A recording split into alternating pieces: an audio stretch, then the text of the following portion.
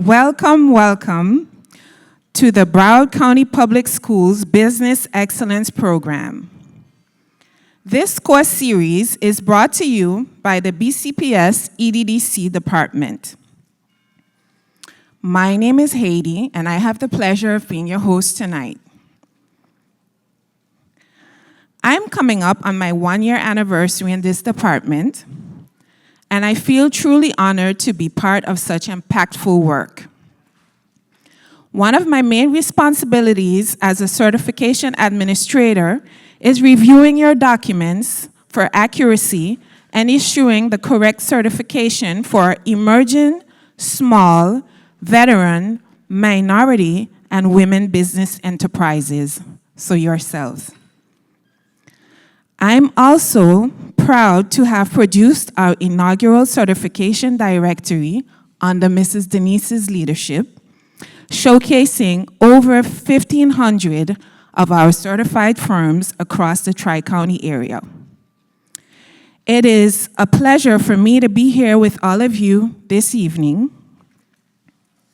and I would like you to give yourselves a round of applause for having made it to session 4 and for your commitment to excellence as a small business owner. That's the best you got?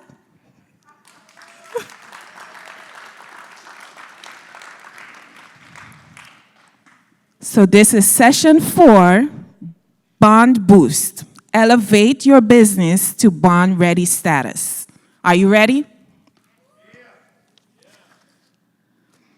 At this time, I will need you to give another round of applause for the person who has been a guiding force behind our mission at the EDDC department, Miss Denise Mincy Mills. She brings a wealth of expertise, dedication, and vision to our work, empowering us, each and every one of us, to create impactful opportunities for you. Please join me in welcoming Miss Denise. Oh, here she is. Thank you, Miss Haiti. I appreciate that. And thanks to all of you for being here this evening. I'm so happy to see you guys. We're halfway through. This is session 4. We have 2 more to go and graduation. Raise your hand if you're graduating. I love it, I love it, I love it. We're almost there. It's my honor and privilege to welcome you, as Haiti said, to week 4 of the 2024 Business Excellence Program. As you heard, I'm Denise Mincy Mills, Director of the Economic Development and Diversity Compliance Department. I need to do, before I say a few words, I would like to acknowledge any elected officials that are here. I'm specifically looking for Commissioner Hazel Rogers. Commissioner, are you here? Somebody make sure and tell her I announced her name, okay? Are there any other elected officials here? All right, thank you so much. I appreciate that. Also, I'd like to thank Plantation High School principal, Ms. Cassandra Robinson, for letting us use this auditorium. We really appreciate her. And also, of course, I'd like to thank our signature sponsors, which we're going to hear from one very shortly, and our co-sponsors as well. As Haiti said, tonight we're going to be talking about elevating your business to bond-ready status. And what does that exactly mean? Well, our distinguished panel of experts will tell you what it means and show you the way to greater success with the assurance of a security bond, which is backing your business. So we're very excited about that and looking forward to a wonderful presentation from our panel. I can't emphasize enough that being bonded is critically important. It makes your business eligible to compete for larger and more prestigious projects in the public and in the private sector. And it tells your clients and your potential clients that your business is dependable and committed to delivering on its promises. So prepare to go higher, continue your journey toward scalable growth and excellence. So I have the honor of introducing my friend Sandy Michael McDonald. There he is, good-looking brother, good-looking brother. Hailing from Detroit, Michigan, the Motor City met the Venice of Americas when in 2013, Sandy Michael McDonald was named director of the Broward County Office of Economic and Small Business Development. His passionate leadership impacts over 85,000 businesses locally and 70-plus countries through the annual Florida International Trade and Cultural Expo. The 2024 Expo was just held 2 weeks ago, centering on manufacturing and tourism. And due to Sandy's leadership, Broward County welcomed over 2,000 attendees to connect with high-level global government leaders, international trade experts, and multicultural trade representatives from around the world. For that, let's give Sandy a big round of applause. And you know, I always tell you who you don't want to get out of this room before you speak to them. This is the gentleman you don't want to let out this room before you speak to him. You may not get this opportunity if you try to go downtown and speak to him. So don't let him out the room. Hold him up, get what you need. He's shaking his head, but it's my job to tell my small businesses who they got to get with before they get out the room. So that would be Sandy. As the county's DBE liaison officer, Sandy champions equitable opportunities for women and minority businesses in federally funded airport projects. Did you hear me say airport projects? That's big money. Sandy is a master collaborator who also leverages his partnerships with community organizations and institutions to drive innovation and job creation in Broward County. So please put your hands together and welcome to the stage Mr. Sandy Michael McDonald, one of our signature sponsors. Sandy. Denise, Yes, what's going on, my man? I should have stopped you 12 minutes ago. I love you, babe. Thank you. Good evening, everyone. Oh, y'all have sleep, so I'm going to leave you here with Beatrice. She'll take care of you. Trust me, I'm the soft one. The moderator tonight got you covered. Hey, on behalf of Broward County, our Broward County Commission, Mayor Nan Rich, and my boss, the County Administrator, Monica Supplier, we're proud to be one of the sponsors with the Excellence Program. This is number 4, they said, I think, out of 7, then graduating. The economic development aspect is what we're excited about. They do small business, we do small business. They do small business with some uniqueness relevant to the minority program, the women program, and the goal setting. Ours is race and gender neutral, except the federal. That's minority and women. But the economic development side that I'm excited about, that this program, through the previous 3 courses, this 4th course, and your next 3 courses, it collaborates and it connects the dots for you as a business, specifically as a small business, to make sure you understand where your growth opportunities are. As she made mention, you're going to be doing about the bonding and the aspects and understanding how to leverage, knowing about the financial paperwork that's necessary to actually do a bond, school district and or government. But as another part of the economic development side, your bond, your capacity, your ability to complete a project, to do so timely, affords you an opportunity to grow, to go for larger projects, whether it's school, whether it's government, whether it's private industry. The economic development side also affords you the chance to recognize there's a school district, there's county government, there's 31 municipalities, there's the federal government programs, and whether they carve out women, minority, or small or not, collectively, there's the opportunities for you to grow. That's the economic development side. And Denise also just mentioned, we just concluded our 9th year of FITCE, Florida International Trade and Cultural Expo. What's that economic development side? I love America. As much as I love America, I do get a chance to tell my small businesses, 95% of the world's purchasing power is outside the U.S. So as a small business, service, goods, materials, and products, they're also procured outside of Broward, outside of Florida, outside of the U.S.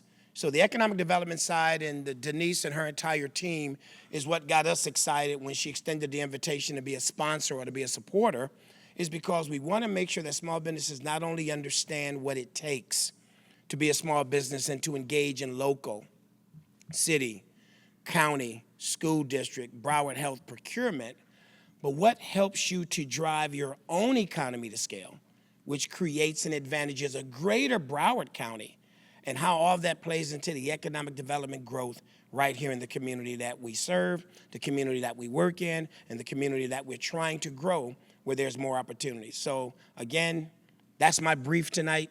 I'm here and I'm proud to be a sponsor of this series. And congratulations again. I tried to whip my head around real quick when she asked how many people was going to graduate, and I saw quite a few hands go up. But owning that and manifesting that and saying that now, which is you're going to complete this, but you're also going to utilize this.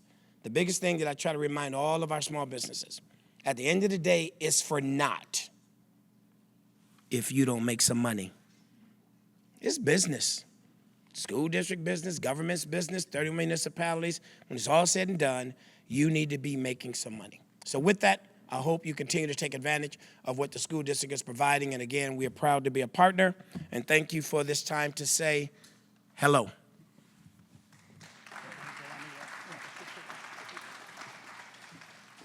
Thank you, Sandy. We would like to present you with a certificate, not only for your money, which we really appreciated that, but because we love you and we thank you for your partnership and your support. I think we need to go to the center of the stage. I've been taught that. Okay. So as I like to say, hi, Miss Denise. Good to see you. As I like to say, now let's get this party started. We're going to the educational session, which is why we're here. And I really am so pleased to introduce this next person. Not only is she a personal friend, but just a phenomenal sister. And she's going to be the moderator for today's session. Believe me when I tell you that Beatrice Louissaint is a rock star. She serves as president and CEO of the Florida State Minority Supplier Development Council, also known as FSMSDC. It's a mouthful. Council, on top of that. Beatrice and I go back 20 plus years, at least 20 plus years. Her organization certifies minority firms and connects them with major corporations, 60% of which are Fortune 500 companies. Nationally, their corporate members include, listen to this group, Amazon, Apple, Disney, Walmart, UPS, Florida Power Light, and many, many more. Who wants to do business with any of those firms? Yeah, that's what I thought. Another lady you don't want to let get out this room without understanding how you can participate. Under Beatrice's leadership, minority suppliers have been linked to over $8 billion in procurement sales. $8 billion in procurement sales. I think that deserves a round of applause. $8 billion. She has made sure that small businesses are linked to $8 billion. Beatrice is a fierce advocate for minority business growth and has influenced statewide policy in support of minority businesses. She sits on several boards, and her accolades are far too many to name. But I'm extremely proud to serve alongside her on the Orange Bowl Committee. So we definitely break up the Orange Bowl Committee. We do that. Please put your hands together as I bring to the stage Corporate Realty, Ms. Beatrice Louissaint. Thank you, thank you, thank you. Good evening, everyone. All right, so the first thing I'm going to do is, can I ask our guests that are sitting in the back if they can move a little closer to the stage so I can see you? So if you've got a question, we'll be able to hear you. Please come a little closer. I promise you, we won't bite. Okay. Thank you so much for your cooperation. I am so excited to be your moderator for today's session. I want to thank Broward County Public Schools for inviting me as the moderator.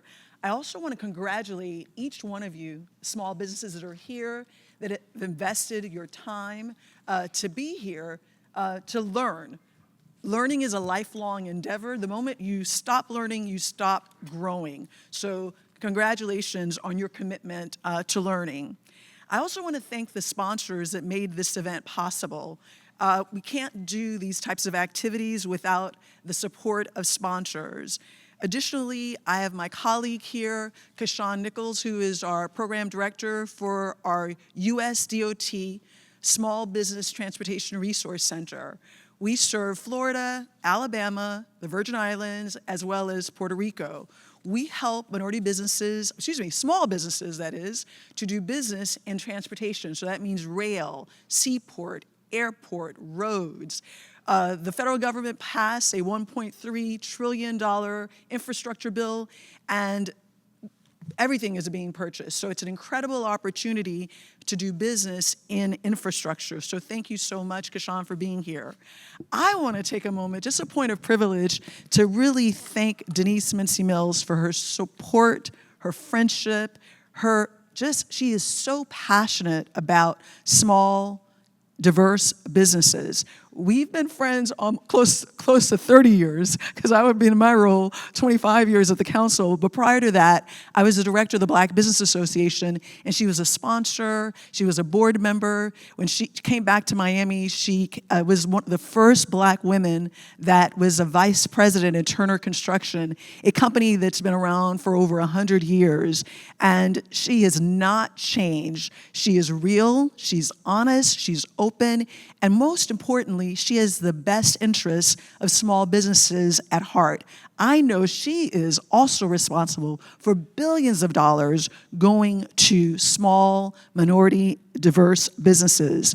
My favorite Denise Mincy Mills story, I'm going to say it really quickly, but I love a good laugh and I also love a great story. When I was in my mid-20s with very little money to my name, she invited me to Don Shula's restaurant, which I consider one of the most expensive restaurants at the time. And she called me, she says, "Beatrice, I can't come to the dinner, but I still need you to go because I need you to meet this person who can help the organization." I said, "Okay," but they were going to be our guests. So when I get to the restaurant, not only did our guest come, but he brought his wife as well. And throughout dinner, I'm thinking, I've got to pay for dinner. I may end up having to wash some dishes tonight because I don't have enough money to pay for dinner. Interestingly enough, both guests ordered everything: wine, appetizers, soup, the most expensive items on the menu, okay? And if you've ever been to Don Shula's, I don't think they're open anymore, but that's where the men wear the tuxedos and so forth, and everything's incredibly fancy. And I had the soup because I'm like, okay, I gotta make certain I can have enough money to pay for dinner. So while I'm sweating bullets, feeling really hungry, and watching them eat, towards the end, after they've ordered dessert, the maitre d' comes and he says to me, "I'm here to share with you that Miss Mincy Mills has paid for your bill." So the first thing I thought was, okay, thank you, but I could have had the lobster too, okay? So that's how much Denise has had my back, always there. And I don't think, sometimes a lot of people don't get their flowers, so I wanted to be sure that I tell you just how much I love and appreciate everything that you've done for small businesses. So let's get started. We have an incredible panel today, and I want to share a little bit about who they are and just a little bit about them. Thank you, panelists, for being here. Our first speaker is Gladys Keith. She is an advocate for small businesses and is president and owner of SB Agency, a friend of small businesses, and I can assure you she is definitely a friend of small businesses. Gladys specializes in providing contract bonding services and educational assistance on how to obtain bonding for small and medium-sized companies. She holds a bachelor's degree in economics from the University of Miami. Go the U! We're ranked, I think, number 4.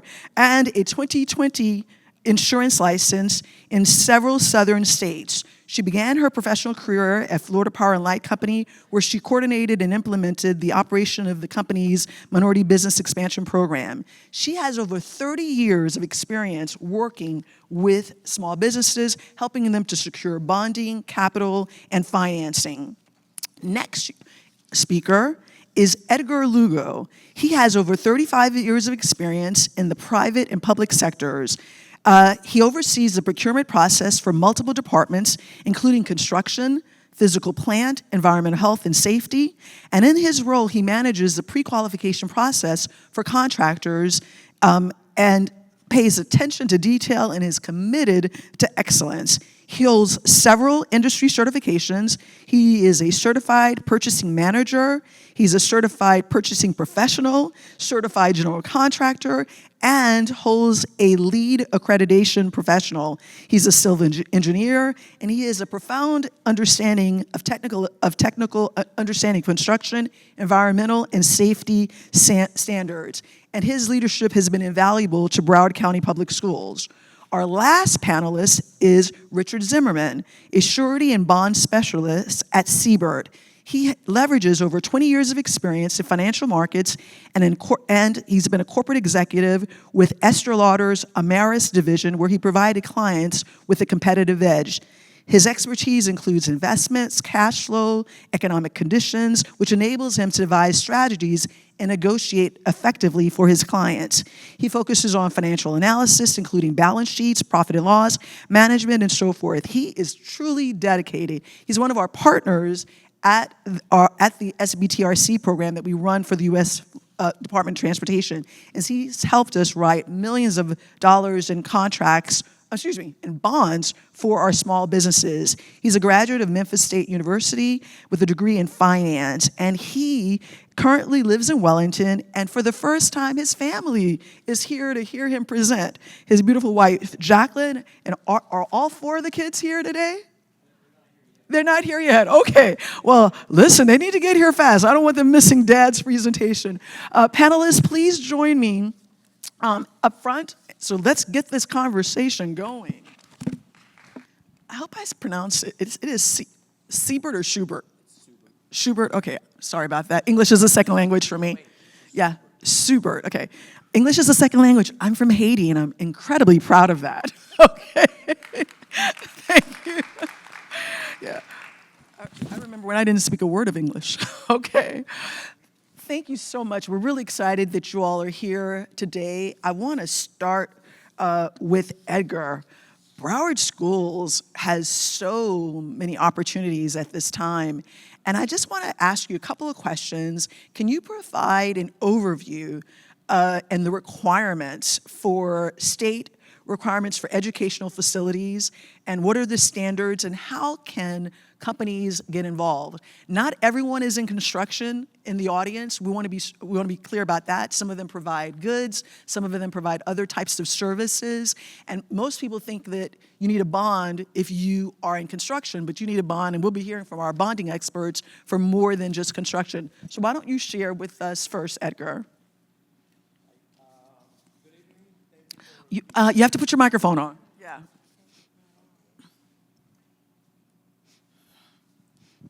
Hello.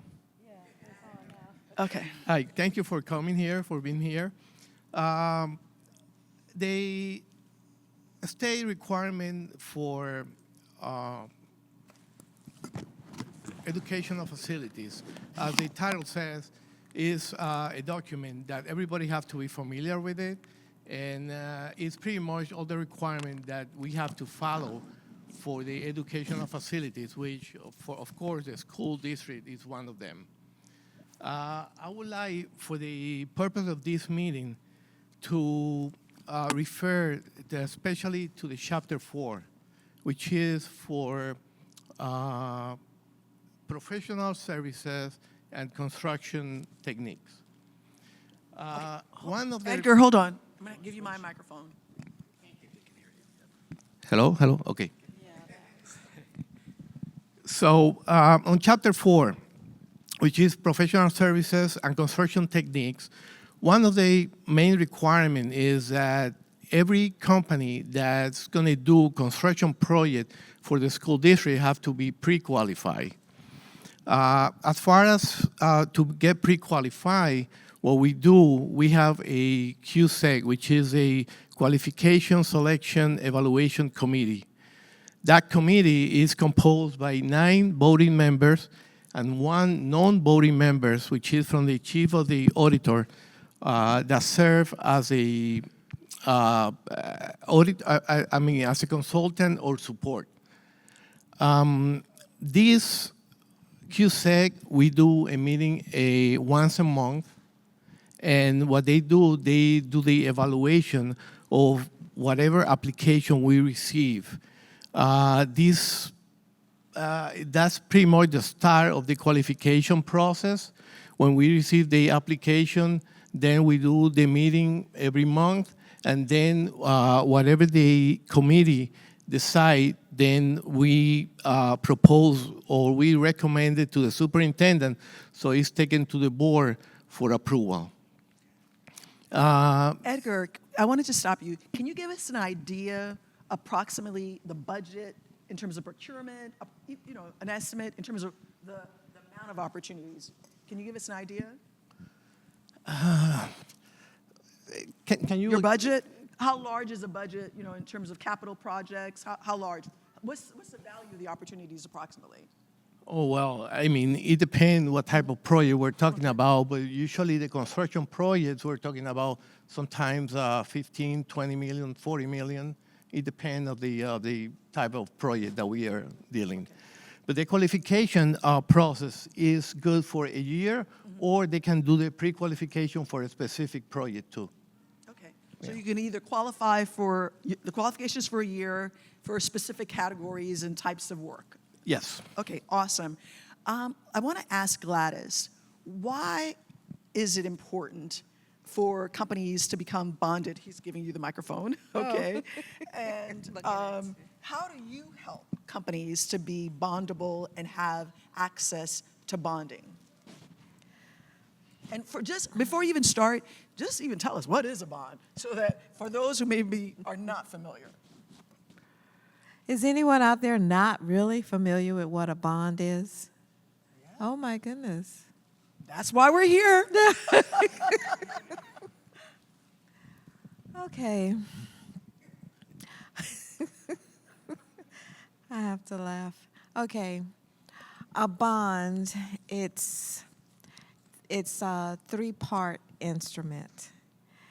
When you get a contract, say you get a contract with the school board, you're going to have to first, if you're going after the project, you're going to have to do a bid bond. That means you're bidding on it, and so you're going after that project. So the bid bond gives the surety company an opportunity to review the project that you're going after.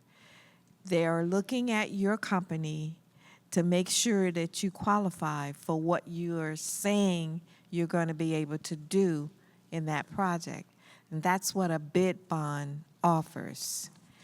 It's just giving the surety company an opportunity to review the projects. The next bond is going to be a performance and payment bond. To get to that level, you need to have won a project. You have been awarded a contract, and now you're going to provide the school board with a performance and payment bond. The performance bond tells the school board that you can perform. You can actually do what you say you're going to be able to do. You're going to manage that contract that you've just awarded. The payment bond tells the school board that you're going to pay everybody that's involved in that project. So that's what the 3 major contract bonds are. And that's the area that I kind of concentrate in. There's millions of bonds out there, but the ones that I concentrate in is going to be your performance and payment bonds and your bid bonds. Thank you, Gladys. Wanted to ask you, Richard, in your experience, some businesses have misconceptions about bonding and the process and their ability to even secure a bond. How do you work with the company and how do you clarify those misconceptions? Thanks. Thanks for having us here, by the way. If I could just maybe piggyback on Gladys for a second, because I think sometimes I explained, when I got into the business, I explained what a bond was to my wife, right? She was like, you're going to start this new, career. What's a bond, So I just told her, I was like, well, you see this road out here? When they need to pave that road, that contractor has to provide a bond stating he will finish the project as the contract reads, and he'll pay everybody that he owes. It's really as simple as that. So it's almost, and we'll talk about this in my presentation, it ensures the county or the city or whomever is paving the road that it's going to get done and everyone's going to get paid because it's public money. So I hope that helps a little bit just to kind of add to Gladys. So as far as the misconceptions, I think the first misconception is that it's difficult and lengthy to try to get a bond. The process is difficult and lengthy. So rewind 20 years, yes, more difficult, more paperwork, more arduous than it is today. But now the process of getting bonded, particularly for small businesses, is very streamlined. We'll talk again more about credit and whatnot, but if you have good credit, you can get a bond and you can get a bond line set up in a couple of hours. So that's important to note, and so I think that's one of the misconceptions. The second misconception is that all surety bonds and surety agencies are equal. Oftentimes, your insurance agent who's writing your general insurance will say, oh yeah, I can get you a bond, but they may only have a market or two that they're working with, and it's typically a market that caters towards insurance agencies, not necessarily bond agencies like with what Gladys and I work with. So they're not all created equal, and the relationships that each of them have is different. So I think that's important to note, is that you don't just want to go to someone who's just going to sling bonds for you just because they're an insurance agent and they can do it. You want to have a specialist. So, and then third, I think, is that you have to have great credit to get a bond. Yes, it is better to have good credit to get a bond. As I mentioned, you can get a bond much quicker if you have good credit. But if you have poor credit, there are products out there, there are ways in which you can still get bonded. So still approach it, still go after it, and I think those are the three mains. And I'll talk about a couple of later too. All right, well, thank you. Let's go back to Edgar. There are evaluation committees that the school board has that assesses the qualifications of a business to do the work for the school board. Can you explain the criteria? How do they evaluate these companies when they're bidding on projects? Okay, that's an excellent question. During the application, actually that application is in our web portal. You can do it online, and you have to submit a lot of information and documents. That documents are evaluated by the committee. The committee evaluate pretty much 4 steps, which is, first of all, we need to make sure that they have a valid license for whatever pre-qualification they are looking for. Then we need to make sure that they have information about their performance in the past. We want to make sure that they have a good performance in the past. Then the third topic will be they have to provide evidence that how they solve claims either started by them or against the contractor. And the last but not the least is they have to provide evidence that they have financial capacity to follow up with the projects and with that year of contract. And that way, the way that they do it is when they provide us with a letter of intent from a surety company. And with that information, we give them a limit per project and a limit per aggregate.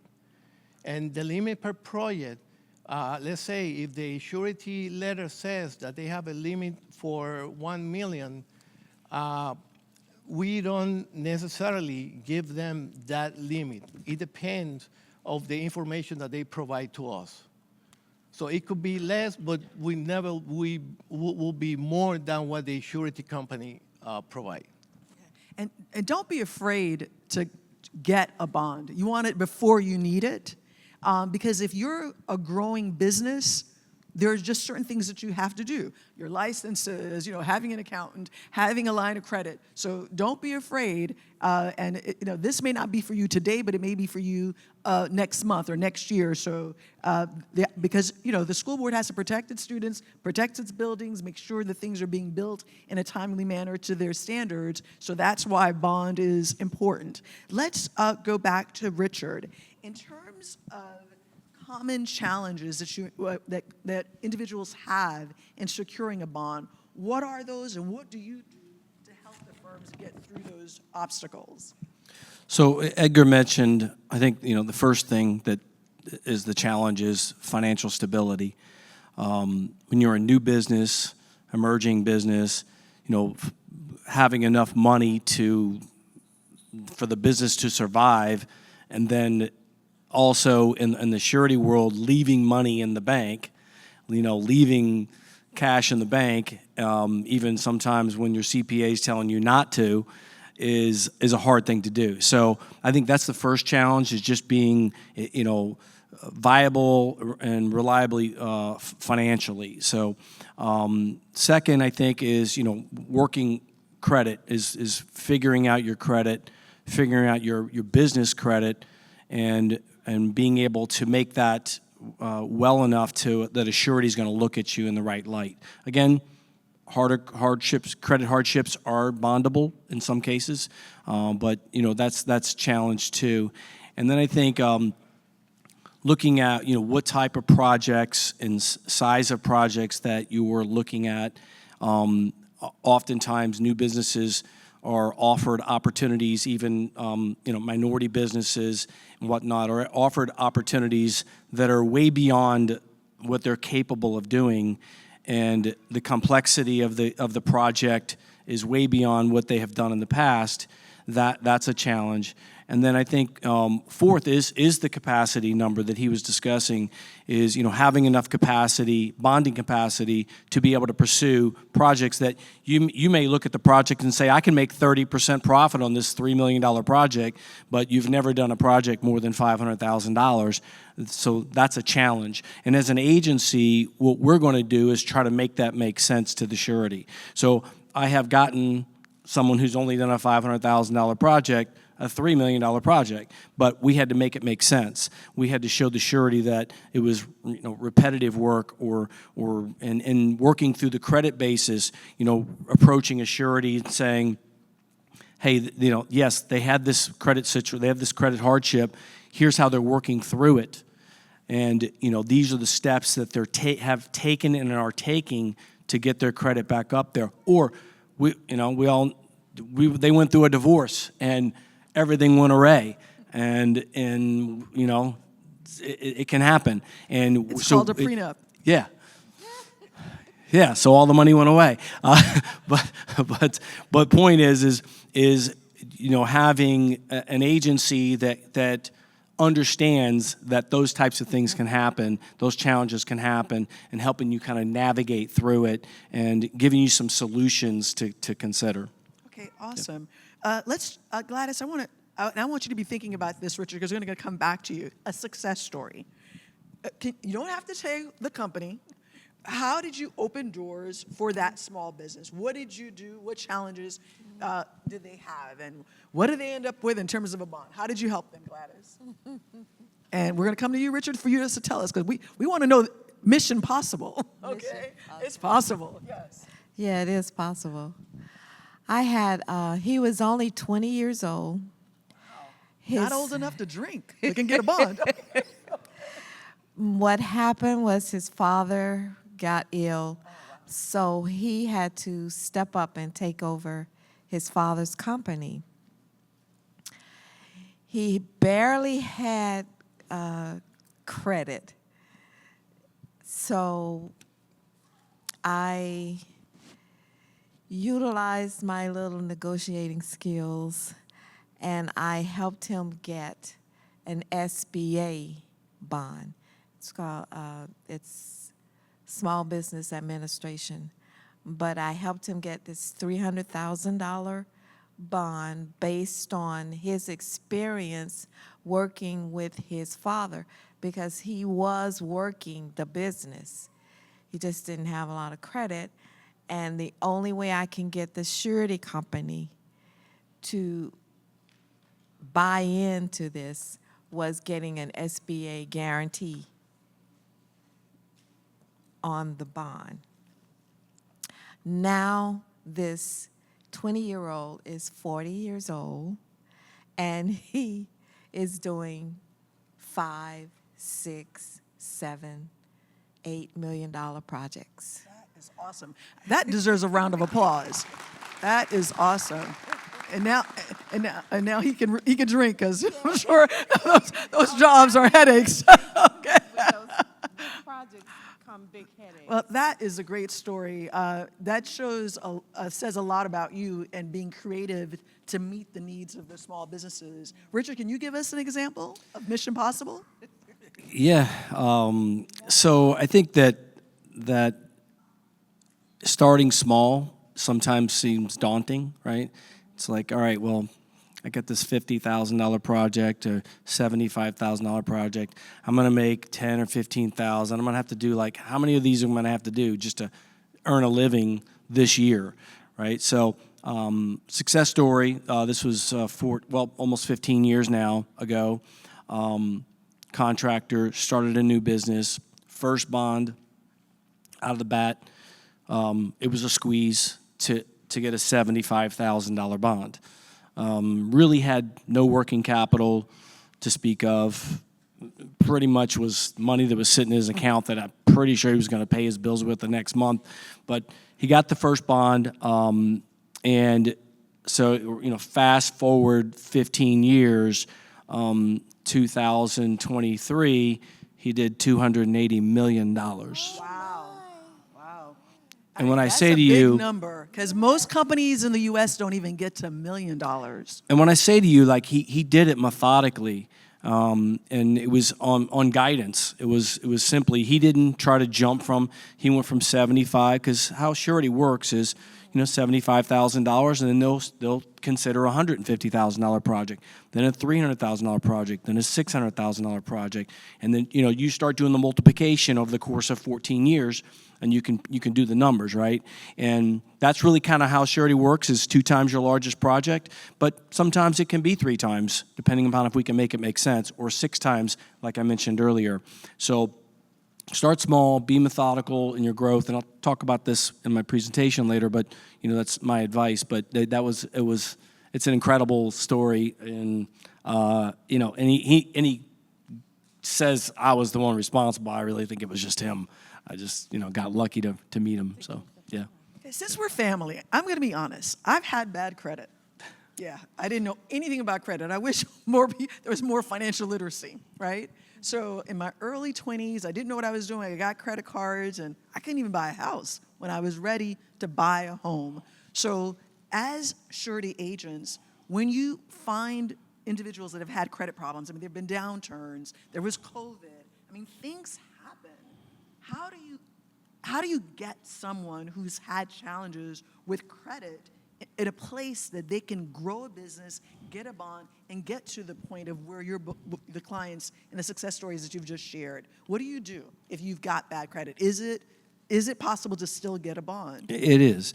And I think that what you have to do is you got to live with reality, which is, how long ago did you have bad credit? One, if you still have bad credit, that becomes more challenging, unless you can explain why that credit exists. If it's because you went and opened up a bunch of credit cards and blew them, or I had one guy open up a bunch of credit cards and he bought a Bentley, yeah, that's not explainable, right? So that's a you're true driving in story. style. That's a true story. I did not get him bonded. So, but you know, so if you have an explanation of what transpired, maybe, hey, I needed all this, I needed to use these credit cards because I was trying to survive. I lost my job during COVID, and you know, so there's a lot of forgiveness at certain times. 2008, 9, and 10. Everybody remembers what happened. A lot of forgiveness given for that, even by sureties, if there's a recovery plan or a recovery in place.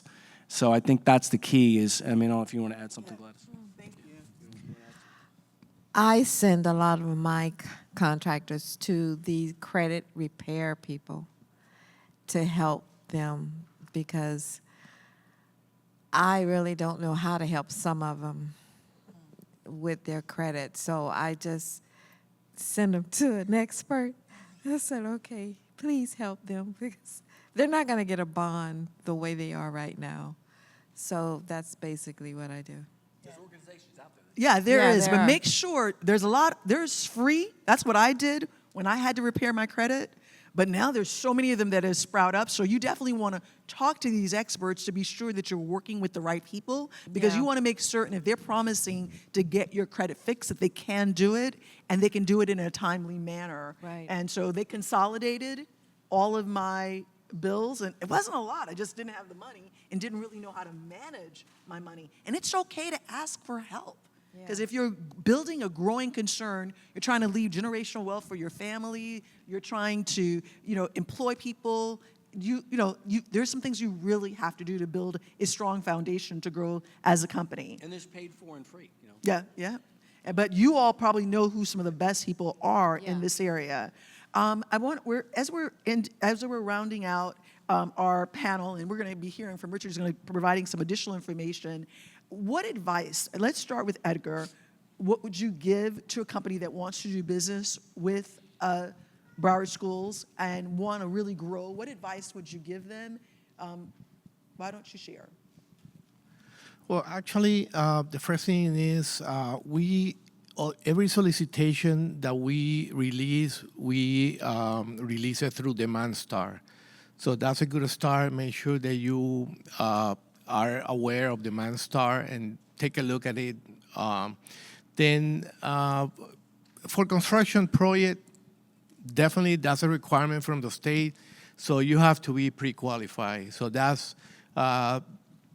definitely a plus if you get pre-qualified. The other advantage is to try to be certified as a minority company. That would be my advice. Okay. Richard, what advice would you give to our businesses out there that want to grow, that may not have a bond, may even have some challenges with credit? What advice would you give them as they're growing? Because you've worked with so many small businesses. Well, first of all, I will kind of talk about this because I have an advice slide at the end of my presentation. But the main thing I would say is be proactive. Is just like if your business is doing well, go get a bank line of credit, even though you don't need it. Don't wait till you need it to go get it, because you won't get it. If your business is doing well and you're considering bonded work, even if it's 6 months, a year from now, get your bond line set. There's no cost to set it up or maintain it, and it just kind of sits there in case you need it. So go get it when you don't need it, or if you are thinking about bonded work, go get it right away. But be proactive. So, and the reason why is that the market's changing. Obviously, this is a unique week that we're speaking in, but so the market is probably going to be even better, I think, for bonding. But the market's changing, and there is some hardening happening, and so the underwriting is becoming a little bit more stringent. And so if you wait till next year and by chance, which I think is less likely now, we end up in a recession, it will get it even more difficult to be bonded. So I think that's important. Yeah. All right, Gladys, any last thoughts for our audience? Any tips? My tip is make sure that you don't try to overdo basically what I'm trying to say is if the largest job that you've ever done is $500,000, then when you looking for a project, don't try to go after 1.5 million. Look for something around 1 million, double. Because the surety companies, as he said, some of my surety companies are tightening up, and doubling is about the max that they will do. So look for projects around your experience level, okay? Well, thank you so much. I've got a couple of tips, a couple of them that I'm hearing in terms of credit being incredibly important, having the right team as you're growing your company, and that includes these surety professionals, bonding professionals, an attorney. Make sure that someone is looking at your agreements, these contracts, as you get into them, whether it's the school board or with the private sector. You want to make certain that you're looking at these agreements to be sure that they're favorable to you. You want to have a relationship with a banker, because your surety is a company, your bonding company is going to work directly with your banker. I know a lot of us think it's easy, let's just go through the drive-through or what have you, but we haven't met our banker. Have a relationship with your banker. I know when COVID happened and our organization needed PPP and EIDL, I have my banker's cell number, okay? And so that's why we were one of the first organizations to get PPP. So you want to be sure you're doing a business checkup, that you're checking in with the people that help you to grow your company. You want to have a CPA. You want to be sure, because they're going to ask for tax returns. They're going to ask for information, that you're making certain that your financial house is in order. And you want to take advantage of the technical assistance programs that are available, that are free, that are providing information, training, and so forth. And just the fact that you're here says a lot about you and where you're going. And the last thing is, start small. In the public sector, you can bid on small projects where they only need one or two bids, 3 bids under a certain amount, depending on if it's the city, the county, the state, the school board, the hospital district. And so you want to bid on those projects as you're starting off first, to then grow to larger opportunities. And you want to have the line of credit and the bond before you need it. Because the last thing you want to do is, I've got a hot opportunity, but these are the guidelines, these are the rules. And you're going to need certifications and pre-qualification. You want to be sure you have those things in mind as you're growing your company. So let's give our panelists a round of applause. Thank you so much. Here's the microphone. And we're going to exit stage Thank left, you. right? Or right? No, Oh, no? not yet. Oh, Q&A. Not Oh, I yet, forgot. not yet, not Oh, my yet. God, yeah. That goes to I show. hope Yeah, reading is everyone- fundamental. Okay, which I read. Questions from our audience, yes. I hope everyone gained a fresh perspective on bonding this evening. And we are now going to open the floor for our Q&A session. I see hands already raised, so continue keeping them raised, and we will bring a microphone to you. The lady over there.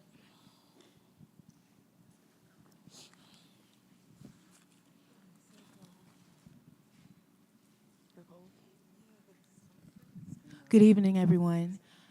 About the free credit repair services, can you be specific on identifying where we can find the free credit repair? When I had issues, it was consumer credit counseling, but I don't know if they're around anymore, so I'm not 100% sure. Is it still free? Does anyone know? Consumer credit counseling, I'm not, yeah, I think it is, but they're make sure, check Business Better Bureau to be sure these are legitimate organizations. And it's okay when you're asking for a service, can I speak to some of your clients? Make sure you look at ratings, what they're being said about these companies before you put your financial house and in someone else's hands. Thank you.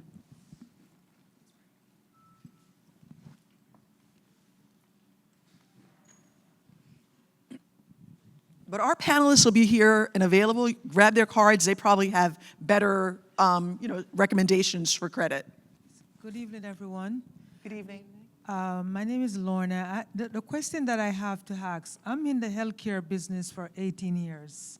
So my question to you, what opportunity the Broward County School Board may have for persons that are in the healthcare business? Can you? You know what? I'm not sure. Can you? Once again, you can check on. I think that you can check on Demand Star. That's where we post all the solicitations. I can give you my card. If you can shoot me an email, I can find out who's the person that in charge of that commodity, and I can give you more information. Thank you very much. That would be very helpful. Next week we have an event with Broward Health. I don't remember the date, but I'll give you our website address. I think it's Thursday of next week, where they'll be there, all the department. Yeah. I think it's next Thursday in the morning at the Dodge City Center, Broward Health. They're going to have their group purchasing organizations, their GPOs, all of the departments. That may be a great opportunity. Also to Demand Star, you can put in keywords to find out what opportunities are specific for healthcare. Memorial, so you want your clinics, your Baptists, let's see, what other healthcare organizations? Florida Blue. You want to see how they're doing business and do they have opportunities. Most of the school systems have some kind of healthcare or nurse probably inside. They may be outsourcing that, but I don't know. But that's a good question. Thank you very much, because we're, as you mentioned, Florida Blue, we tried several times to be credentialing with them, and they have us like a roundabout. So I would really like to be there to see if we could find the person that do credentialing directly. Okay. Because sometimes some of these healthcare plans, it's very hard to find out the department that do their credentialing. I have a relationship with Florida Blue. If you email me, I could find out, and I'll let you know. Thank you so much. Okay, no problem. Other questions? Thank you.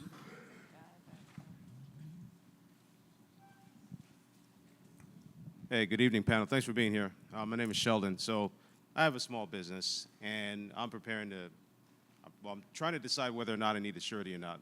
Eventually, I probably will need one. So I'm going to the bank or to the surety company. What should be in my checklist when I sit before somebody to say, I've got a small business, and I'm not sure what I need to ask for.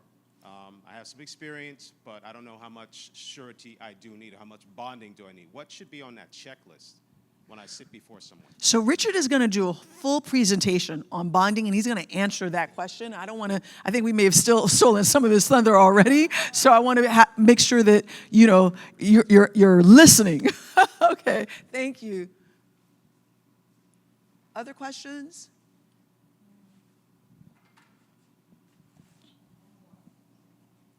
This is the last one. Yeah, thank you. My name is Max Morales with Videoport.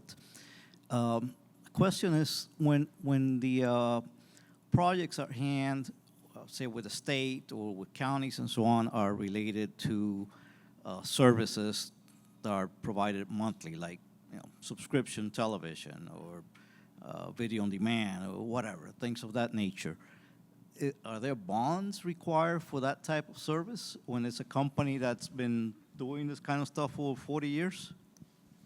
Potentially. I mean, it depends on the size of the project, but anytime you're providing a service to a municipality or state or government, and it's something that you have a contract that you're going to have to perform, even if it's to deliver, that would be potentially a commercial bond versus a contract bond, but depends on if it's a contract or to supply something or deliver something, or if it may include delivering something and installing something, which could be a payment and performance bond. But oftentimes they're going to require that because it still comes down to it's government money or state money, and in order to protect the population's taxes, right? We're paying for this.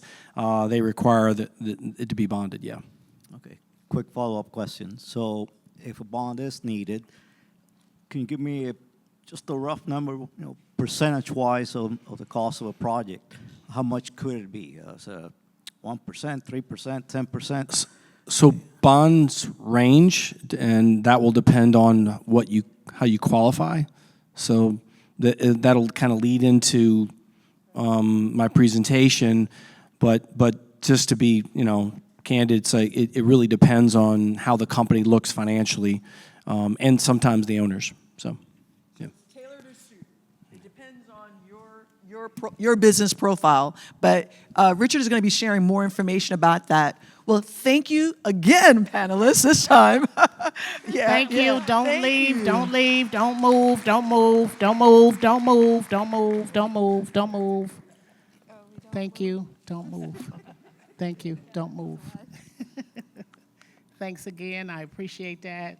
I have been informed that our commissioner has arrived. Oh, yes, Commissioner Hazel Rogers. Let's give her a hand. Yes. Okay. I'm going to ask her to come up to the stage and help me give out these certificates to our guests and get in the picture so we all know you were here. Come on, Commissioner. And we want to thank our panelists. We have some certificates of appreciation and thanks, and we're going to bring them over there. And our first one, Haiti's going to help me. We can stand in front now. Now you can stand right here. Beatrice Louissaint. I love the way you make my name so fancy. I love that. Beatrice, Commissioner. How are you? I selected this Miss. Okay, we're going to do them individually and as a group. I like that. No, go ahead. No, go ahead. I love it. I love it. All right, Miss Gladys Keith. Oh, it's mine. I'm about to give it to you. Gladys. We'll take a group picture, too.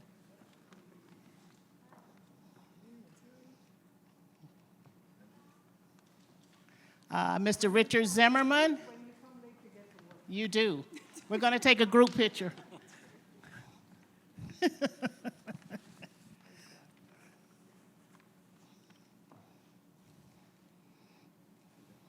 And a special thanks to Mr. Edgar. Edgar.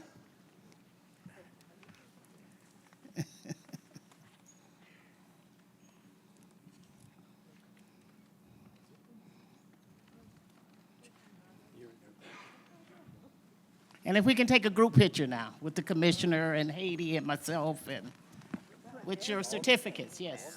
Oh, with our certificates? This has to go on social media. That's right. You're in there? Come on in. Oh, hide the mic. Thank you, Commissioner. Thank you.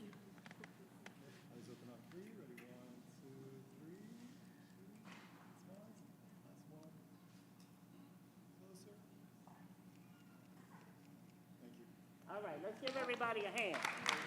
Okay, now everybody can leave except Mr. Zimmerman and Beatrice. Thank you guys so much. Thank you. No, I think you're doing something. You still working, B? Yes. Okay, I'm just going to introduce him. I think you're introducing Richard. Well, okay. You've already heard all of these amazing things about Richard. So he's going to take us through a presentation with a little bit more details about bonding and getting a surety bond. And keep in mind, it's not just for contractors. All right. I know you guys have been sitting for a minute, and my wife and kids are on their way in traffic, so I'm going to stall. No, I can't stall, they said. But if we could stand up and take a little breather, and we can act like we're not stalling. Everybody stand up. Let's stand up. Stretch it out, stretch it out. If I see anybody falling asleep, I'm going to be offended, so.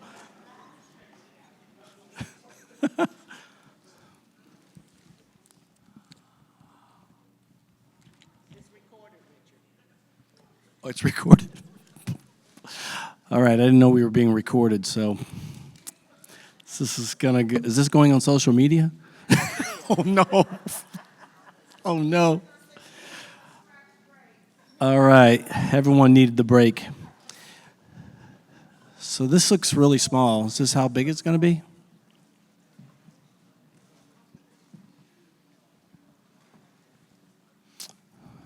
Jasmine, is this how? Oh, okay. Just double checking. This, I'm not even having to stall. Exactly. Did you give them the wrong directions, your wife and kids? No, they got stuck in traffic. They've been on the road for an hour and 20 minutes. They should be here at 7:10. So. They're fine though. Let's see if we can get you.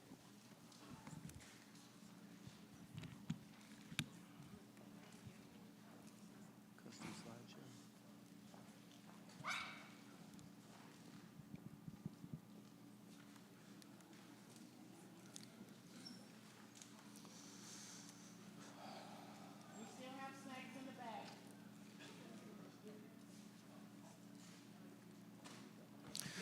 Okay, am I doing this thing? All right, well, you guys already heard about me earlier, so I'm with Seubert. We are, and I have a slide later that talks about my agency and what we do and some of the different things that we do. But I want to get right to the presentation because I know it's late. And by the way, thank you. I know that you're committed when, you know, it's 5 after 7 and people are here. And they only have to attend 4 of 6. So I'm hoping that you're happy that this is one of the ones you decided to attend. But super important from a bonding perspective. So we'll get right to it. All right, so types of surety bonds. We talked a little bit about surety bonds earlier and what they actually look like, paving a road, right? I mentioned that earlier. But there are different types of surety bonds. So if you're driving down the street and you see a truck and it says licensed and bonded, right? That person doesn't necessarily have contract bonds or, you know, subdivision bonds. They're just have a license and permit bond. And that bond is something very simple to obtain and very inexpensive to obtain. So if you are going to go work for the county and they want you to get a license and permit bond that would enable you to do work up till $50,000, up to $100,000, and that is not a contract bond or a commercial bond, that's a license and permit bond. So just want to clarify that because a lot of times people are like, I'm bonded, and yeah, they maybe have a license and permit bond, but that doesn't mean that they have a bond that they can go to the county or the school and present that and as their bondability, right? Contractor bonds is what I primarily focus on. Construction, anything that's driven by a contract in construction and or what the gentleman was talking about earlier, that might be a contract bond if you're delivering something and performing with that delivery. So if you're an IT person and you're gonna put a bunch of IT into the school, they're gonna require you, most likely they're gonna have you a contract and you're gonna be providing a contract bond. Commercial bonds are very wide ranged. They are, for example, a court bond is basically you're going to show up in court, right? So it's very much like a bail bond, but it makes sure that you're going to do everything that you said in court. You're going to follow through with that. You're going to provide a bond to guarantee that. Fiduciary bonds, so unfortunately when someone passes, there's going to be a will and there's going to be somebody who's going to be responsible for that estate. The person who's responsible for that estate has to provide a fiduciary bond to make sure that they're going to do what they say they will do as they take care of the estate. Public official bonds, we did just have this week. Believe it or not, presidents have to provide a public official bond that says he's going to do his duty. I'm sure someone else would hold him way more accountable than the bond, but that is, they are required to provide that, so unique to this week, that's the case. Utility bonds, utility companies, FPL, they're providing a service, and they have to provide bonds guaranteeing that they're going to do what they say they're going to do for the state, All right, there's multiple utility companies, and they're not necessarily across the country. They're not always owned by the state. Some of them are, some of them are not. Supply bonds, this is the big one here, I think, that, for us to talk about, which is if you're going to supply toilet paper, right? I'm picking toilet paper because COVID, it was a big thing, right? So if you're going to supply toilet paper to the Palm Beach County schools or Broward County schools or Dade County schools, and you have to provide a certain amount of toilet paper, you're going to provide a supply bond. So that's, obviously, there's many other things that you might supply to, and that's why I mentioned to him earlier, that might be a supply bond that he might need to do what he needs to do. But anything you're supplying, that's a supply bond. All right, so there's there's probably 50 different types of commercial bonds, but I think these are the ones that are more common. Okay, so earlier we talked about misconceptions. I saved this one. I didn't use it because I knew it was in my presentation. One of the biggest misconceptions is that bonds are insurance. All right, so I want to explain the difference between, you can read it obviously, I'm not going to go through line by line as it is up here, but essentially insurance is a two-party agreement. So all of us have to have insurance, right? In some kind of way, whether you have car insurance or you have business insurance. So it's a two-party agreement, and basically you are paying the premium for that insurance. So that means you are covered with that insurance. And if you have, and they expect that they will have losses, so as you place a claim, they pay for it, and there's no loss to you in that process. You just had to pay a premium. Now, you may have to pay a higher premium if you have too many claims, but the insurance company is going to cover it. Bonds are a three-party agreement. So I'll go to and utilize contractors as an example. A contractor wants to do work for this school. They want to redo this auditorium, right? And because this is owned by the county, the city, they're going to have to provide a bond. Now, the school is going to be responsible, the school district would be responsible to pay for that bond. So the contractor doesn't pay for that bond, the school system pays for that bond, which that means they are the ones that is covered. So that's them, and then the contractor, and then the surety who provides the bond. So I just want to go back and say insurance is the person who's buying the insurance and the insurance company. With a bond, it is the person that is providing the bond, which is, in this case, would be the principal, and then the obligee is the school system, and then you have the surety. So it's a three-party arrangement. And the difference is that in the case of a claim for a surety bond, you are not covered. The school system would be covered in this case. And if they make a claim on your bond, and the surety is going to pay that claim, and then you are responsible to give back to the surety. Okay, so you have the obligation of the bond, but you don't have the cost of the bond because the bond covers the school system. All right? So, different, and I think that's super important. Now, there are different types of insurance. You probably have heard of property and casualty insurance, workman's comp insurance. Hey, there's my family.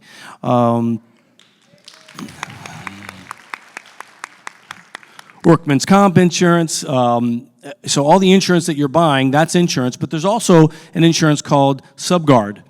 And this is going back to construction. A Subguard insurance protects the general contractor from subcontractor default. So if you talk and you're talking to a contractor, don't get workman's comp and property and casualty insurance confused with Subguard insurance, and it's pretty common. And the difference between a Subguard insurance and a bond is really that the Subguard insurance is, one, it's less expensive than a bond, but it is much more difficult to place claims on. So surety bonds is why surety bonds are more commonly used than subguard, but big GCs like a Turner Construction, or you've probably seen, I mean, everyone knows Turner, I think, but they use subguard oftentimes, and it's project specific, just like a bond. So they'll buy insurance to make sure that they don't have subcontract default, and instead of using the bond. So, very. Anybody questions? I mean, we can do this, save this to the end, I think, right? Just move on. All right, the other misconception, and this is my favorite part, is by show of hands, who knows that bonding is free? One? My wife, she knows, we talked about it. Okay, 3. So this is not uncommon. Normally I rarely get even a hand. And my wife's never been here before, so that would be the only hand. But point is let's talk about how that works. Is a bid bond, right? So Gladys mentioned earlier, a bid bond is you're going to go bid a project, and you have to provide a bid bond. And on that bid bond, it is going to say something like 5%, 10%, 20%, or maybe it's a dollar amount on there. And oftentimes, contractors, suppliers, when they're bidding a project, they see that number and they're like, oh, I have to put up that 5%, that 10%, that dollar amount in order to bid this project or bid this contract. Right? So so I can't do it because I don't have that money. Well, that percentage or dollar amount is not a upfront cost. It is a penalty if you were awarded the project and you bid through it and you were awarded the project and you said, oops, I didn't really bid that right. I can't do it for that amount. So let's just call it 5%. Let's say it was a $100,000 contract and you had to put up a 5% bid bond. You have a $5,000 exposure. You don't have to pay it up front, but if you decide to walk away and not do the project, your maximum penalty would be $5,000 to walk away. Now, that's when I say maximum, it's maximum in that if someone else bid the project for $101,000, your penalty would be only the $1,000, which is the difference between you and the next closest bidder. So it's a maximum penalty of 5%, or the difference between you and the next closest bidder, whichever is smaller. So that means bid bonds are free, right? So if you have the right agency, you don't even pay for a bid bond. Like, we don't charge for bid bonds. So most agencies don't, but some do. They'll charge $300 or $400, but we don't charge for bid bonds. So that's free, right? So that's that. So now we move on to the payment and performance bond. You're awarded the project. They call you up. Great job. Send me the payment and performance bond. Guess what? That payment and performance bond is a pass-through cost.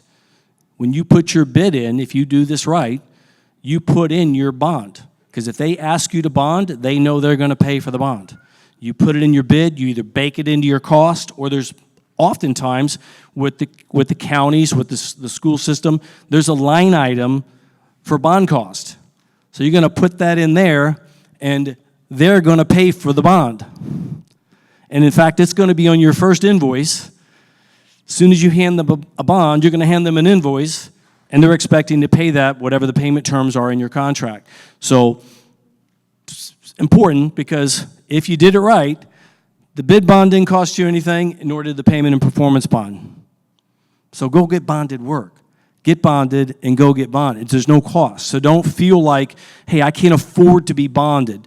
It's too expensive to be bonded. So I think that's something that's often not known, and clearly we only had 2 or 3 people that knew it. So super important.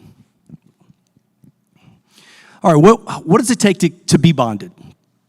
So they're going to look at a lot of things about your company, but the 3 C's, this is the 3 C's, and this is commonly known, of surety are character being number 1. Look back at your history fulfilling obligations. This is a big business, but it's also a very small business. People know people who know people who know people, and your reputation will follow you, good and bad. And it's hard to, once the reputation's gone, to get it back. So super important that you pay attention to that. And you see that Westlaw, a lot of the sureties will use Westlaw. It's a paid-for service to check you out. And trust me when I say, if you think that something was tucked under the rug or was expunged or you know, whatever they call it, Westlaw still has it. If you beat up your brother when you were 10 years old, it's probably in Westlaw. So, my daughter. So it's in Westlaw, son. Credit score. I think a lot of people know that credit is important, right? But not just your personal credit score. Your business credit score is as important. So Dun & Bradstreet is a service that the sureties use to check out your credit score. So every once in a while, you should pay, it is a paid-for service, you should pay and check out your business credit score. And what shows up on your business credit score is not what's on your personal credit score, but it will show, and sometimes on your business credit score, it'll show things that are not accurate. They're erroneous. They should have been gone a long time ago. Somebody put a lien or on your company, and you paid them, but they never let the service know that the lien was lifted. So pay attention to your business credit score. It matters in the bonded world. Capacity. Demonstrating ability to perform. So if you want to go after a project and you're a plumber and you now want to go do electrical work, it's going to be hard to produce something that I can demonstrate that I can do that. And it's not just that you can do plumbing and do electrical. You may be able to do both, but how can you demonstrate that? Or did you hire someone who could do it, who's done it before? So be prepared to be able to do that. That's part of what they look at in capacity. And then I think the ability to cash flow kind of goes in with capital as well. But do you have the money?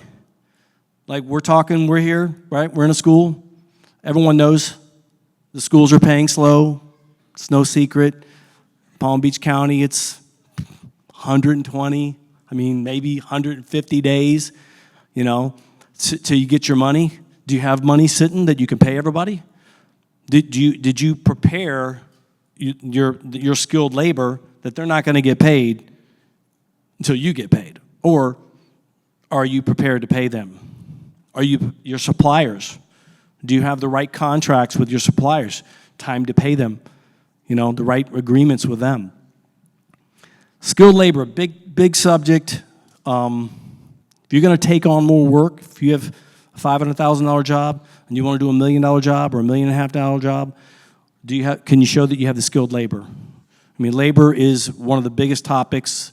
The shortness of labor in Florida is a big problem in construction, but it's true everywhere. We've probably all been to a restaurant and felt like, where did everybody go? Where'd the service go? It's like there's one waiter for one waitress for what they used to be 5. So there's a shortage of skilled labor. You got to be prepared and be able to show that you can. That's part of being able to demonstrate that you can do it. And then similar project size performance. Gladys mentioned 2 times your largest project. That's kind of the surety sweet spot. As I mentioned, if it's more than that, how do you produce proof that you can actually do something larger than twice your largest project? Or the surety's going to turn you down. And that is part of our job, too, is to help you figure out the way. How does that, okay, you were paving, your biggest job, you paved 10 miles of road. Now this is 30 miles of road, but they're giving you 3 times as much time to do it. Well, then that makes sense, right? So we can make that make sense to the surety in the same manner. Capital, we all know interest rates went up, banks tightened up, giving out less money, and even if you're getting money, it's at a higher interest rate. You got to bake that into your costs because you're paying, if you're borrowing money on your bank line of credit to do, you have to think about that interest that you're paying at a higher number. So consider that when you're, when you're putting out your bids. Did I take into consideration that I'm going to have to go into my bank line to do this project and what interest I'm going to pay on that? Because a surety will ask you. So you should be asking yourself. Let's go. All right. Beatrice talked about that. She stole my thunder, but I'm gonna kind of piggyback on top of her. These are the most important people in your life, business, whether you're a contractor or not, if you're thinking about bonded work. CPAs, if you have a CPA that does your taxes, that doesn't mean he's the right CPA for you to get bonded work. So if you're doing construction, you need a construction-friendly CPA. He's going to know how to categorize your information. He's going to know what the sureties want to see, how they want to see it. Your CPA that's doing your taxes, he's putting it on cash basis. Bonding, they want it on an accrual basis. So your agent should be able to introduce you to CPAs that can do construction or do whatever it is your specific, trade is. So be specific. If you're considering bonded work, be specific in your CPAs. I think that's, very important. Bankers, Bank of America, Chase, all the big national names, not friendly to construction. Find a local bank. Centennial, Ocean Bank, there's numbers of them out there that understand Florida and they understand the needs of Florida, not just construction, but other trades as well. So find a local agent. As we mentioned, get the bank line of credit when you don't need it so that you have it when you do. And a surety, by the way, will use a bank line of credit depending upon which route you go. But if, in fact, you don't have a lot of capital in the bank, you don't have a lot of cash in the bank, they will take a bank line of credit if it's unencumbered, meaning you haven't used it, and they'll consider it straight working capital. So I've had contractors who had no money in the bank but had a bank line of credit for $100,000. They were able to get 10 times that in bonding. So that's $1 million, right? Without ever having any cash in the bank. So, obviously it's not just that was part of the equation, but that is an important part. And in the standard market, it doesn't count. They love it. But in the Small Business Administration's Bond Guarantee Program, it's super important. So get the bank line of credit before you need it. Lawyers. Again, all lawyers are not created equal. You want a construction-friendly lawyer. You want a, whatever your trade is, friendly lawyer. If they can't say that they do what they're as a lawyer they are 60% of their clients or more of what your trade is, and I'll just speak of construction. If 60 or more percent of their clients are not construction, find one that is. So, that understands that language that they're going to be looking for. Because I can assure you that I have seen many, many cases where clients of mine didn't have the right attorney, even though we as your surety agent will look through the language, but people are slick, right? They'll slip in language, triple damages, but it doesn't say triple damages. It's a different language. So make sure you have someone who really understands that. But if you're a smaller emerging contractor, give your surety the chance to look at your contracts before you sign them. Because we can find stuff and make sure that you're being represented properly in the contract. So we will, trust me, fine-tooth go through it. Our back office, I know Gladys does too, we're very familiar with the language that bigger GCs, bigger companies are trying to slip in to protect themselves. I mean, an example is there are big GCs that will make you as a subcontractor equally as liable as they are for the entire contract. So you're subbing this little part, but you're liable for this big part because you signed that contract not knowing. So, and by the way, if you catch it, most of the time they'll change it if you're the low bid. You know, so then not always, but most of the time. So, lawyer and your bond agent, yeah, that's me. If you'll switch to the next, this is us. You got to have an agency that has depth to it, that has years of experience, like Gladys, like us. We're celebrating 50 years this year. We have 100 plus employees. We have 21 people are full-time just doing surety bonds. And what's most important about that is that we have 9 ladies, just by chance they're all ladies, that all they do is write bonds. So 14,000 bonds we wrote last year. So, and we don't skip a beat. And this year, I guarantee it'll probably be 16 or 17,000 bonds. So you want that fast turnaround. So and we don't encourage it, but if tomorrow you want a bid bond for a project, we normally like 72 hours, but we have the ability to do that. But beyond that, you want to have a team that understands surety bonds, and how to market you to the marketplace. And that's the key. And I'm just kind of patting us on the back here, but inside of our team, we have 3 individuals that have over 40 years as being underwriters prior to coming on board with Seubert. So they know what to say to a surety to get something done. Obviously, all ethical, but they know what to say. They know how to present, and we work with those guys, those gentlemen. Every submission that comes in goes through our process of assessing you as an individual, your financials, your background, your resumes, all that prior to ever sending it to a surety to make sure that you are properly represented and you're going to get the best bond line that you can get.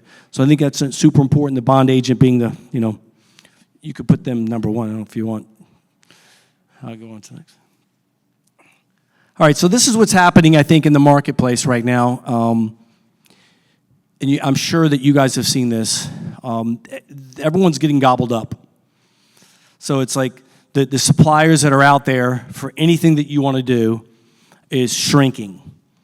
So this guy's buying this guy, and it's going to continue, right? Private equity's buying up everything, and then they're pooling everything together, and what they're doing is they're shrinking the ability to be competitive. So as they do that, they're going to be charging more for what because there's a shrinking amount of availability. They're going to ask for quicker terms.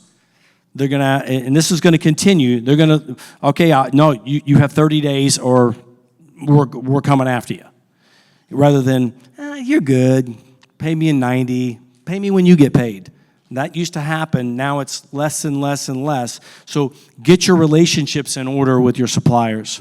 Whatever you're supplying, whether you're having to buy something in order to produce something or you're in the construction business, get that in place, get the contract in place now before, your situation changes. And then the labor market, I talked about this earlier. Florida puts out more construction labor than any other state, but nobody stays here. There's not enough places to stay. It's unaffordable to stay here. So there's a movement going on about affordable housing, which I think is important, that I think could cure that, but it's not going to be for a while. So I think be good to who works for you. Pay them what they deserve to get paid, maybe more than they deserve. Because golden handcuffs right now is going to be important, because they will just jump from one job to another, and whoever will pay them the most. So, culture is super important. How much you're paying them, that's super important. Quick advice, I got about 3 minutes. Cash is king. Keep your money in your company. Don't take it home. Don't buy the Bentley that I mentioned earlier. Super important to increase your balance sheet. Second thing is, don't grow too fast. That's running out of cash and growing too fast are the top two reasons why construction companies don't make it. Those are the two things that cause failure. So don't grow too fast. And then the last, I think this is, just talk out loud, be you. There's a lot of companies out there, and I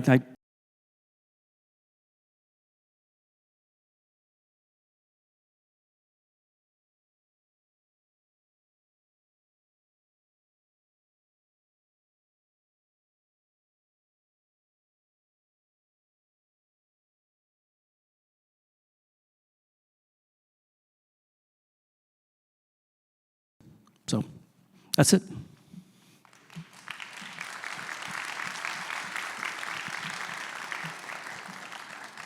Questions? Sure. Sure.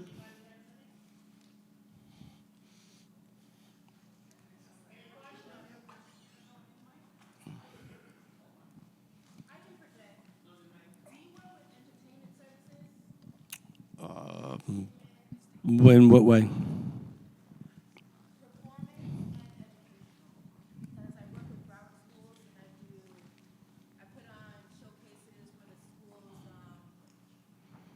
When they have Spanish Heritage Month, Black History Month, I work with the schools and I put on educational performances. However, I'm also in the performance aspect of being an entertainer, performing vocals, acting, singing, dancing, all those things. Do you work with that? I mean, what you talking about? Are bonds necessary in that? Yes. I've not heard of one, but I mean, I guess it's possible. I do need lines of credit to expand into things to be able to pay the people that I hire and things like that. Would you work with this kind of company, entertainment? I mean, I think that lines of credit can, I think that particularly if you're using a local, they'll consider it regardless of what it is. So it's not me. I'm not a banker. I'm just a bond agent. But I could introduce you to some bankers that might consider it. So Beautiful. Thank you. Yeah.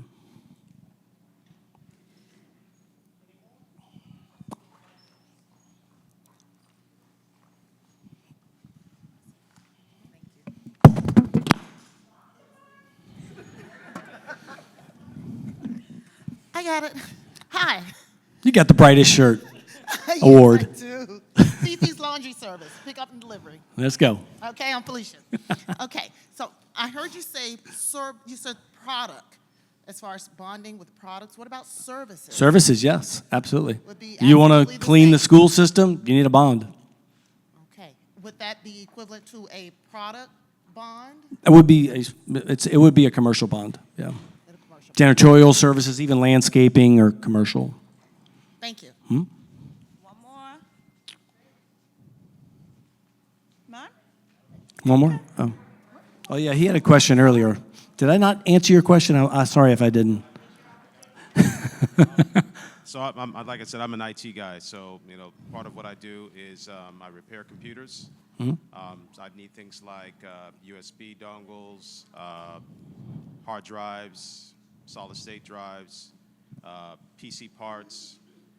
I'm looking to supply that to the schools or to customers. So would that fall under contractor or? That would be a commercial service commercial bond. Yeah, so you would just get on Demand Star and look for what's available, and then it'll state whether or not it requires a bond.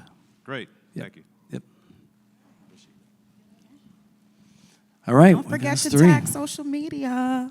Thank you so much, Richard. Let's give him a hand. And because he waited for his family so long, we're going to ask you to come to the stage and take a picture with them. All right. Yes. This way. Let's go around up the stairs. I was going to bring our other presenters up, but I guess they... Okay, family only. That's what I said, B. I said they deserve to be in the picture. We'll take one with just the family, and then Haiti and I will get in as well. Welcome. Welcome so much. Very nice to meet you. Thank you. It's got to have that picture.